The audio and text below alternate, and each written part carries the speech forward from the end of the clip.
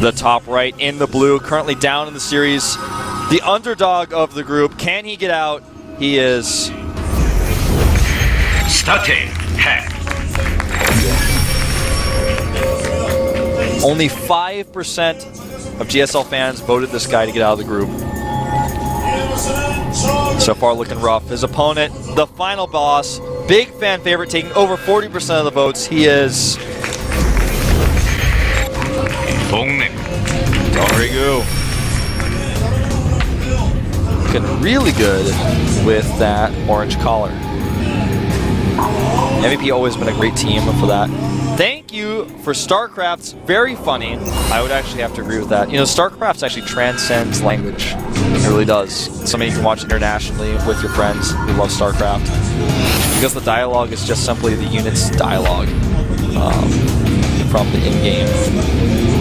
Definitely recommend checking out StarCraft if you have time. Maybe during the 5-minute break, you can watch a few episodes. In fact, I think I haven't seen the newest one yet. The last one I saw was the Phoenix one. So there's one that I'm missing. We are on a very new map. This is Planet S, of course. You see there are 2 gold mineral patches here on this map. Watchtower in the center is covered. This is not Planet S, this is Icarus. I'm so sorry. I was mistaken. Said the wrong map name. I was looking at this, I'm like, where is the SK Telecom logo in the middle? It's not there. This is actually not. This is Icarus. This is the GSL map. I was like, I can't remember Kessel maps having gold bases like that. I apologize for saying the wrong map name. This is Icarus, a new GSL map. The gold base, well, it's not a gold base, but the backdoor expansion is really reminiscent of, I'm sure if you guys say, if I say this map name, people are going to cringe, but it kind of reminds me of Delta Quadrant a little bit.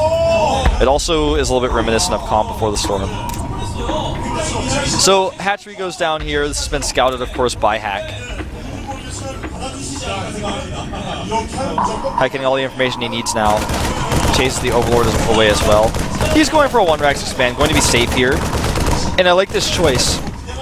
You know, you're down a game in the series. You know your opponent's going to expect you to go for a command center first on a map like this with the gold patches like that. And when you think about it that way, you got to be thinking, what if he just doesn't all in because he knows I'm going to be vulnerable? Ramp's a little bit wide. A little bit tough to CC first. If I CC first on top of that ramp, it's really far away from the natural anyways. Do I really get much of an advantage there? I feel much more comfortable teching here, getting the gases up with my expansion, as well as just getting a few Marines out to push Overlords away and keep the Zerg guessing. So both players pretty much in the know at this point.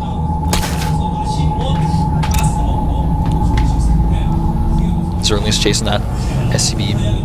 Now, on this map, because of that gold base at the back, I keep calling it a gold base, but it's like a, I don't know, it's a mixed gold base.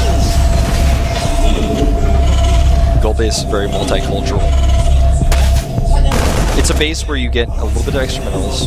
It's also a free expansion you can take, essentially. So if you take this expansion early on, you feel very comfortable getting your production up a little bit faster mineral-wise. So you could add, for example, an extra barracks with your pressure. Or you could get more Hellions out with maybe a 3rd factor if you see a build like we saw on Cloud Kingdom against Stefano. See what Hack's choice is going to be. Now going for his 2nd additional barracks, going up to 3 with the Hellions. So we could see some sort of Hellion Marine pressure out against DRG. The natural expansion on this map is much easier to take than the 3rd base is for us. Look at the map. Backdoor expansion is close by. It's a backdoor expansion. Yeah, there's rocks there you can get in eventually, but that's not the concern. The concern becomes the 3rd base, which is way far away for DRG up in the north of the map near the 12 o'clock, or near the 9 o'clock, which is even further away and very exposed. So as the game goes longer, DRG is going to feel less and less comfortable. He's now going into a lair. I expect we'll see him go into Infestors once again, just very safely transitioning to this tech that's going to allow him to hold any sort of aggression he faces. Double evolution chambers go down as well, transitioning very normally. Hack wants to get all the information he can with these Hellions. The most important thing for him to know, since he's powered up these barracks, is where is your 3rd base, and do you even have one? If you have one, I'm going to say no. I'm going to prove that I'm the president and veto it. That was one of the worst jokes I've ever made. I'm like actually cringing in my chair. But he has the power to veto a 3rd base if it comes up with his Hellion Marine pressure with Stem. He's actually starting Marauder production right now as well, so he's going to have a very strong push coming out. This Hellion, you know, it almost did a lot of damage. It only got one worker, but there were a lot of very scared drones for their lives. Roach Warren goes up for DRG. So far, no lair tech. There's the Infestation Pit. And you know, the Roach Warren is an interesting choice. It's going to be tough to really make that work with the larva count he has in this 2-base economy against this type of aggression. Infestors are going to be much more useful. He adds just 4 roaches because he's not 100% sure if Hack is going to go for one of those big Hellion pushes. He wants to be safe against that. He also wants to find himself in a position where his third base is not forced to cancel by 4 Hellions. Because there's no creep out there. It's getting closer, but it's not there yet. He wants to have those roaches out to secure the first wave of the Hellions. Be very safe against that. Speed's coming out. Infestation Pit's done. He's going to start patching glands as soon as he feels like he wants it. Roach Speed comes up first. That's really interesting. I did not expect to see Roach Speed in this game at all. They were just going to use the Roaches as an early tool. But he may go heavier on the Roach. Bunker salvage for Hack now. He feels comfortable. His Marauder count up to 4 now. He's making 2 at a time. And he's made a formidable force. This is going to be something that DRG, if he doesn't scout it until he gets to the Watchtower, for example, is going to really struggle with. This is a scary army. He has to rely on those Infestors. The timing for this is razor thin. He starts the first Infestors now.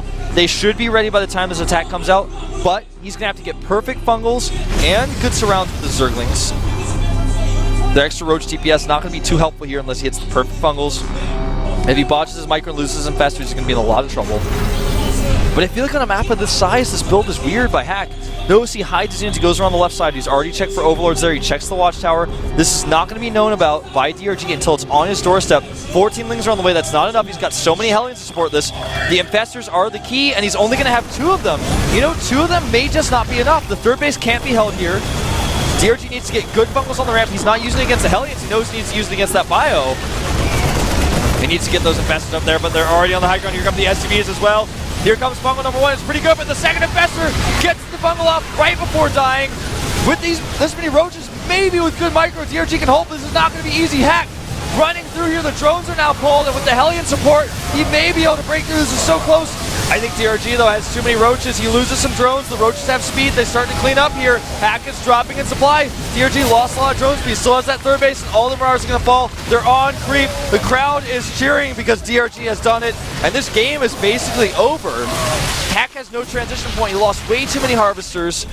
Does not have a third command center. He's now just adding additional barracks. He's got +1 almost done, but it's not even done. DRG starts +2 for his Zerglings, and of course later on Broodlings potentially. Great hold by DRG. The timing for Hack was good. If it were a smaller map, say you take Entomb Valley or maybe Cloud Kingdom with a build like this, you might have won. But against DRG, he had enough time to get those Roaches and the Infestors out. Now he's got a counterattack possibility. He attempts.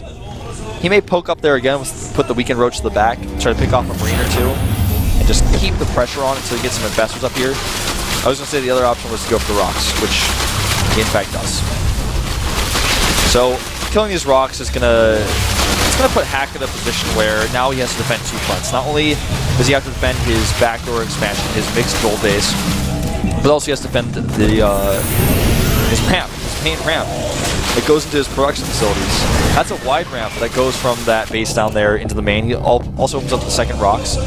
Hack has a trump card, which are these 4 Hellions. He's going to use this to try to do some damage, but he may be able to do a lot. DRG does not have much to here to defend. He's got 1 Queen and 1 Roach. So far, decent splitting though. Not a ton of damage done. DRG's Roaches though are forced back home. He sends them back across the map. This buys Hack very much needed time. But he still doesn't have a third base. Give you guys the worker count again here. 36 SCVs to 58 drones in total in this game. Hack has killed 30 workers. DRG's only killed 13, but when you look at total workers built, it's obviously in DRG's favor. He's got the better economy, he's got the better production, he can afford to build drones on a map of this size. Hive is on the way for DRG. He's just got all the cards. This is exactly what happened last game. He took the lead and didn't make any mistakes. Hack is hoping for a miracle here. 2-2 about to finish.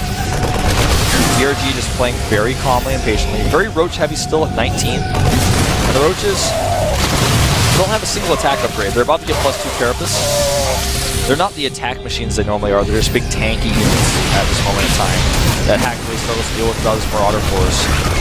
If he fumbles the Marines and takes them out, the Marauders don't have support. The Roaches can target them down just as quickly, especially with that +2 Carapace coming out. More Infestors coming out for DRG now, as well as his Hive. Hack is desperate to get a third base, but he just can't. It's so far away for him. We talked about how difficult it was earlier. I say we because I'm used to Calder being here, but I just refer to myself as two people now because I'm going insane doing a solo cast. We talked about this earlier, where you have the... Well, hold that thought, this may just be it. DRG comes in, a really good split from Hack. This is a Marine King worthy. Problem is he just doesn't quite have the DPS. There's way too many speed roaches here with Infestor support. This map is tough for a Zerg to take a third, but if you're Hack and you take a late third and you let the Zerg control the map, guess who it becomes tough for? The answer is the Terran player, and in this case, Hack is stuck at the top of his ramp, desperately trying to defend. He's got nothing set up at his pack door expansion, which is exactly where DRG is going. These Infestors are going to potentially wait here at the ramp to catch any units that come down. He could just send them over to the expansion as well. He can do whatever he wants. He's almost doubling Hack's supply. He's going to force a lift on the orbital. DRG more than doubles the income right now of Hack. 3-3 is on the way before it can even start. Another drop comes down. It's just too little too late though. Even if he kills tech structures, it's not going to matter. Infested Terrans go down. The Roaches coming through here with their Carapace upgrade, able to tank a lot for the Infested Terrans to help finish things off. And this is just trading energy for units at this point. With a player who has better economy, he doesn't even need to trade like this, he just is. Medevac's out of energy. He's so desperate here. The Lings can actually even go through the main base ramp. Infestation bit has to be remade, but Hack is going to have to hope for his chances in the loser's match. He will go down to face Stefano, which is something that a lot of Stefano fans were happy about because he does struggle a little bit with ZBZ. So for him to go down to the loser's match against Hack is to make him feel much better. Hack making his looks like his last-ditch push across the map. He's got so many empty medevacs, no energy, nothing inside of them. 13 Marines and 4 Marauders in this army versus 73 Zerglings, 13 Roaches, 6 Infestors, and 3 Queens for Transfuses. Doesn't take a rocket scientist to tell you that this is the end. GG. DRG, the final boss, will move on to the winner's match to face Innovation. Hack, on the other hand, goes on to the loser's match to face Stefano. DRG is on a tear right now. You know, life has been unstoppable. DRG almost took him out in the finals. But this season of Codas, DRG looking great already. A player you always have to be, you know, aware of in the group. You never want to see this guy in a group, especially if you're a player like Hack, who, yeah, he's decent. He got in through the third round of Code A. He's a strong player. He's got a lot of potential. He's here to prove himself as a Code S player. DRG is here to keep his reputation. So it's like Hack is building his reputation and DRG is holding on to it. That's kind of how these two players stack up against each other as far as scores go. We're going to take another 5-minute break, then we're going to come back with our winner's match. See you guys soon.